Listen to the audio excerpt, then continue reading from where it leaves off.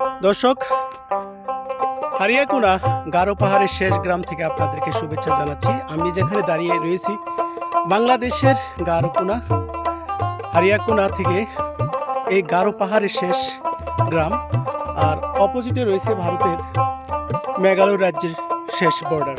তারপরে হচ্ছে কোচবিহার, আর এটা হচ্ছে বাংলাদেশের শ্রীবর্দী উপজেলা। হারিয়াকুনা গারো পাহাড়ের শেষ গ্রাম হিসেবে বিবেচিত।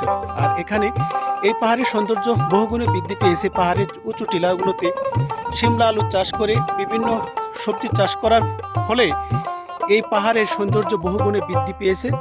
বলতে হবে এটা যেন পাহাড় নয়, এই জন্য এক টুকরো ভূখণ্ড একটা ভূস্বর্গ হিসাবে পরিচিত লাভ করছে। প্রিয় দর্শক, দেখতে থাকুন সেই পাহাড়ের দৃশ্যাবলী।